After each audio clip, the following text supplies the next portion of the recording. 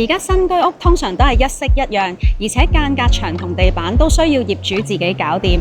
今日咧就帶大家參觀一個特色嘅居屋單位，係啱啱入伙㗎。講到明特色嘅話，一定係有啲少見嘅元素啦。想知係點？跟我過嚟啦 ，Let's go！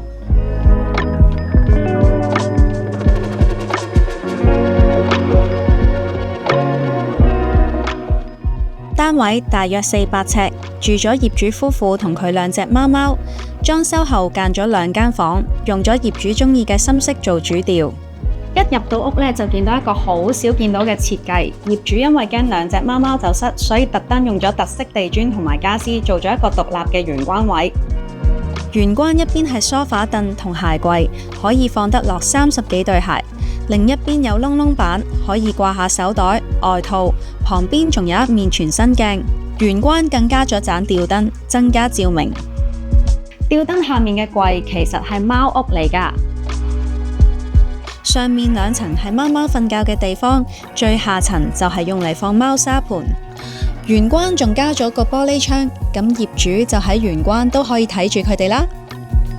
因為男業主中意訂飛鏢，所以設計師利用咗廚房同廁所嘅走廊位，做咗個訂飛鏢位。走廊其餘空間都冇浪費，做咗一個入牆櫃，可以放大型雜物同埋雪櫃。中間仲有個中空位，放下小型物件，夠晒實用。嚟到客飯廳，梳化後面呢就做咗深淺啡色嘅護牆板，仲有橙黑色嘅石紋生態板，營造出層次感。另一邊亦都做咗唔同層次嘅色板，電視機可以掛牆擺放。客飯廳用咗無主燈設計，2條路軌燈加2邊滲燈做照明。經過4人餐台，設計師好破格咁用咗2邊玻璃趟接門間咗一間書房出嚟。趟接門可以完全打開，陽光直射入飯廳，有需要嗰陣就閂埋，可以變成獨立空間。書房入邊有升降電腦台，側邊仲有文件櫃。主人房喺客飯廳隱藏門後面，呢度做咗個大型入牆衣櫃。原本呢個呢係細窗嚟嘅，但因為景觀唔靚，所以用咗幅掛畫嚟修飾。廚房原本係單邊工作台，設計師大改造之後變成3邊工作台。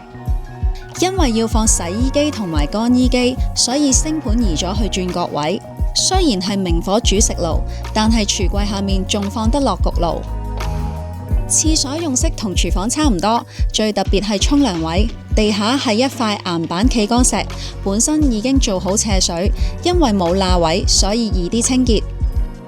睇完晒成個單位，係咪覺得好特別？一啲都唔似居屋呢？呢度嘅裝修一共用咗45萬，有一半係工程嚟嘅。